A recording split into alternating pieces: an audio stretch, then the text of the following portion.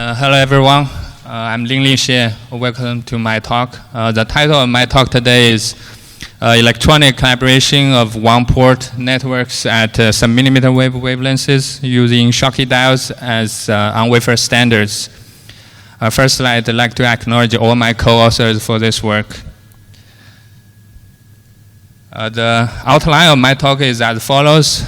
First is the introduction, then is the Schottky Diode as a calibration standard. Next is the application of the calibration standard to measurement. The last part is conclusion. So first is the introduction.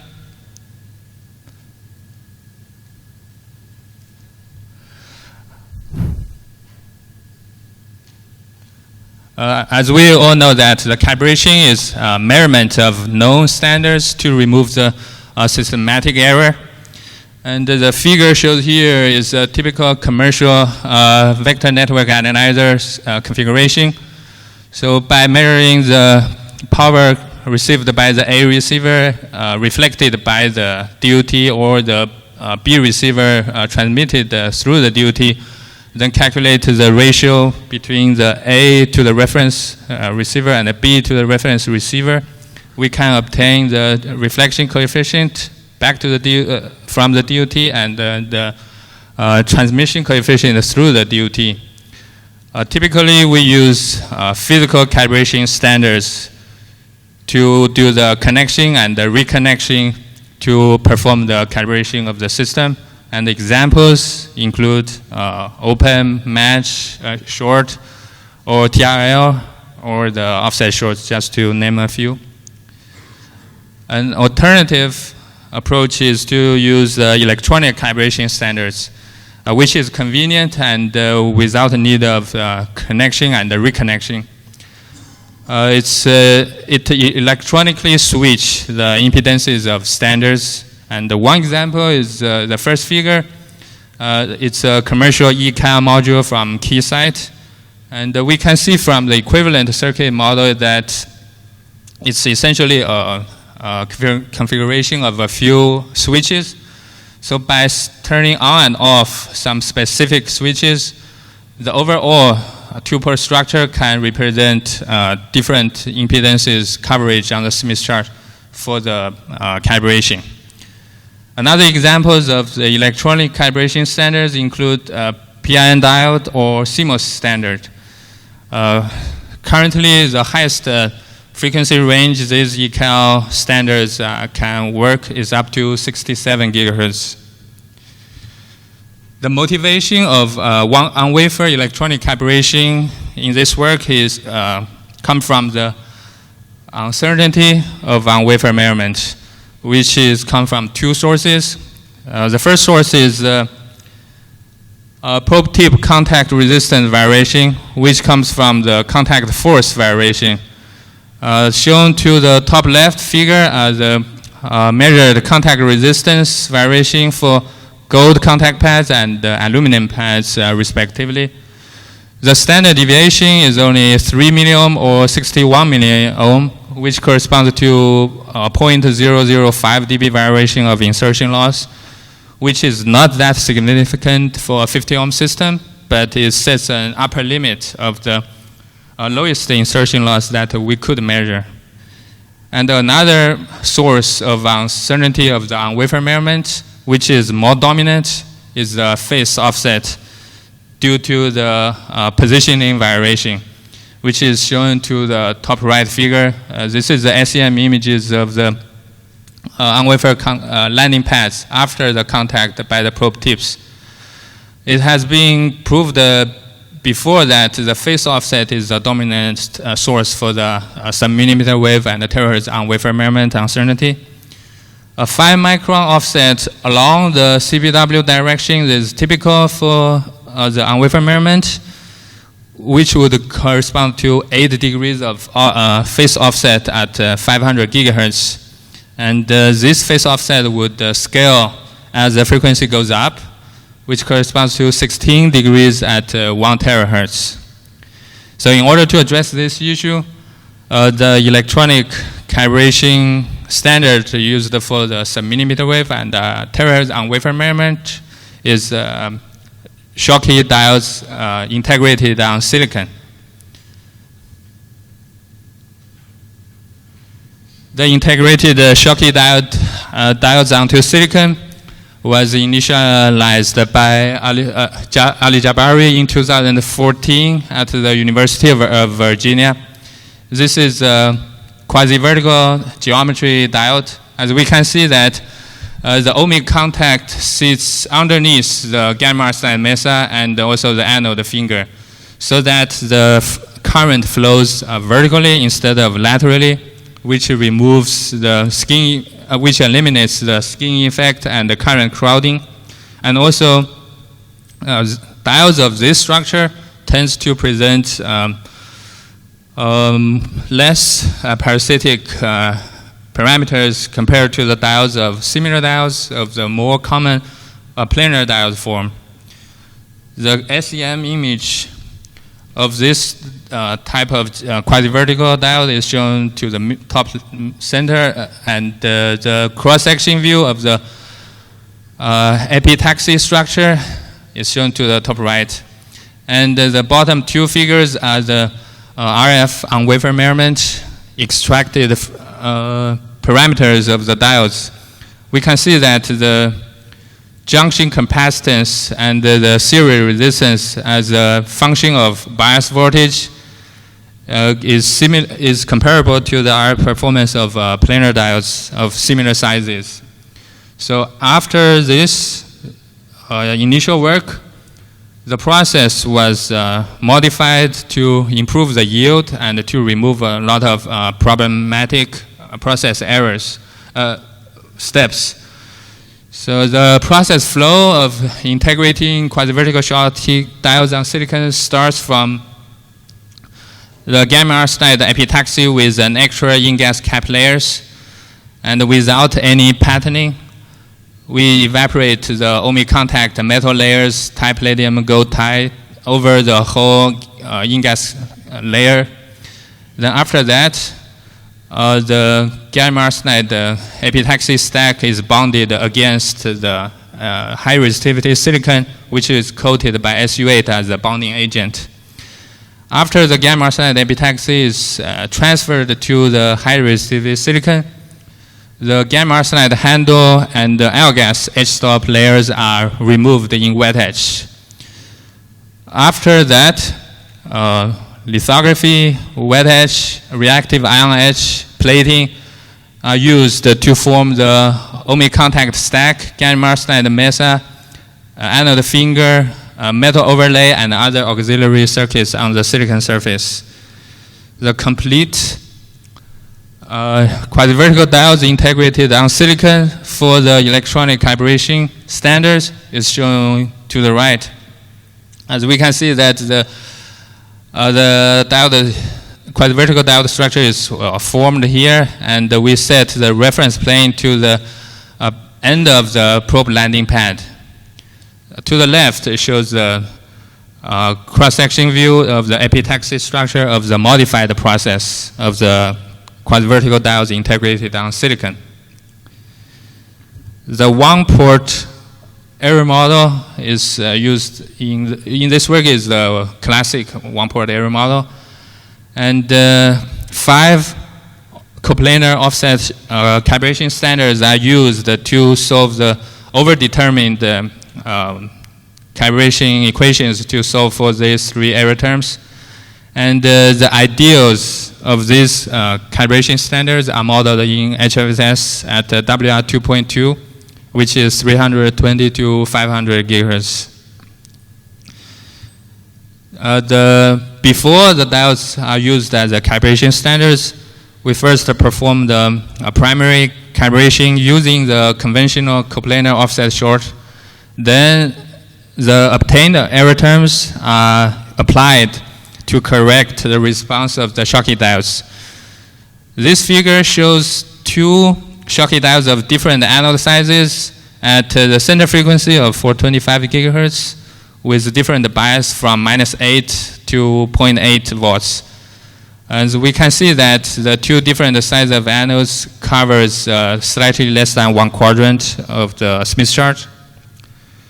And after that, we apply these already characterized the Schottky diode as the electronic calibration standards for the on-wafer measurement and compare them to the results from the conventional offset shorts. The measurement steps are shown here. First, we land the probe tips 5 times on each of the 5 delay short standards as a primary calibration way. Then we electronically sweep the bias voltage 5 times while holding the probe in contact with the diodes. And we chose 5 different bias points later as the electronic calibration standards. Then, in order to compare the results from the conventional calibration and the electronic calibration, a standard deviation is calculated by the permutation of the measurements. And the n here is equal to 5 to the 5th, which is slightly over 3,000. So after these measurements, the error terms are extracted between the conventional on-wafer calibration and the electronic calibration. The first one is the directivity error coefficient. The mean value in terms of magnitude and phase are shown to the left and the center figure respectively. The standard deviation are shown to the right. The legend are zoomed in to get a better view shown to the bottom. As we can see that the mean value in both magnitude and phase are in good agreement between the 2 methods. One is the conventional calibration, one is the electronic calibration. And interesting that for the standard deviation, the standard deviation of the electronic calibration is supposed to be better than the one from the conventional calibration in that there's no positioning and repositioning for the electronic calibration, and also the electronic calibration's standard deviation should be limited by the repeatability of the biasing the source unit itself, which is supposed to be better than that from the moving the probe tips, which contributes to the standard deviation of the conventional one. We are still trying to investigate to understand why we got this result. Similar results are obtained for another 2 error terms of the one-port calibration. One is tracking error coefficient. Again, the mean value in terms of magnitude and phase are in good agreement, and the standard deviation of the conventional ways is better than the electronic calibration. And also the port match error coefficient got similar conclusions. And the one interesting thing to note is that this error term, port match error, is directly associated with S22, which is a mismatch looking into the probe port, which is shown to the right one. This is a 2-tier calibration in order to get the response of the probe itself. As we can see that the E11, which is a port match error here, got the similar standing wave pattern as the S22 here, and they got the same period of about 50 gigahertz. After the error terms are obtained, they are applied to some DUTs to compare the corrected S parameters using the 2 different calibration methods. One is conventional using the offset short. The other one is using the Schottky diode. So one example is 2.4 anode size diode. It's biased at -4 volts, for example.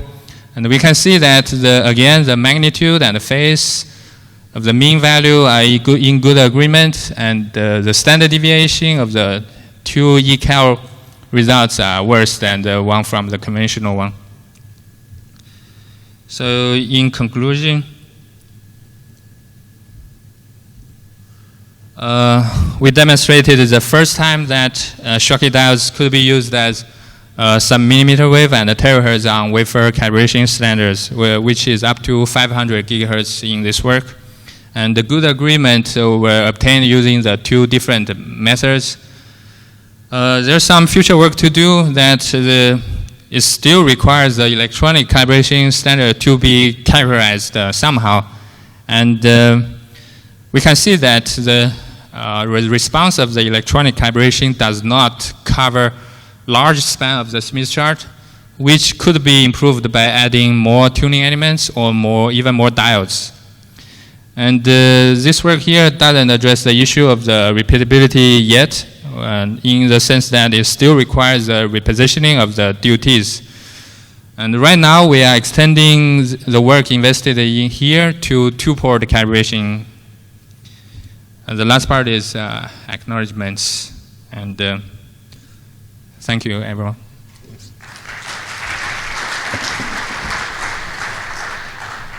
We have a few minutes for questions.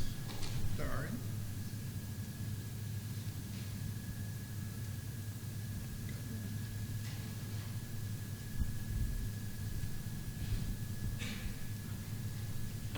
Hi, that was a really good talk. I don't know if this is on or not. Have you, you can have arbitrarily many states for your diode standards, right? You mean bias the diodes continuously? Yes. So have you looked at all at how the error in a calibration would change with the number of bias states you use to construct a calibration? We haven't yet, but as you said that we can bias the diodes continuously. So the 5 points I chose in this work is trying to space them that as distinct as possible. So -8, -6, -4, 0, 0.6, and 0.8, something like that. Instead of choosing them just close to each other so that it only covers a very limited span on the Smith chart. Thanks. Anyone else?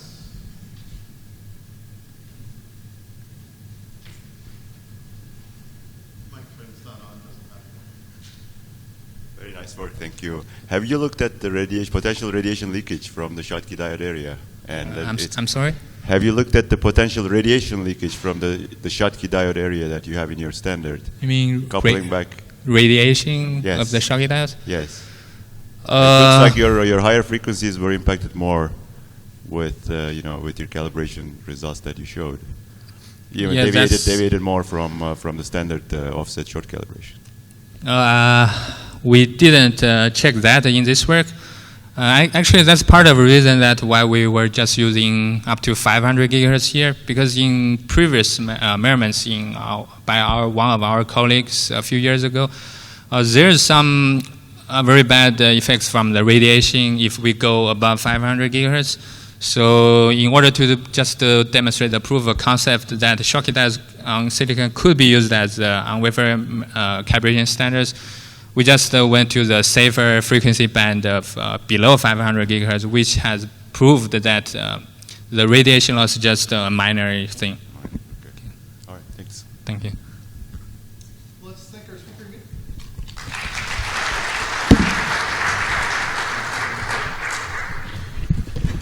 So this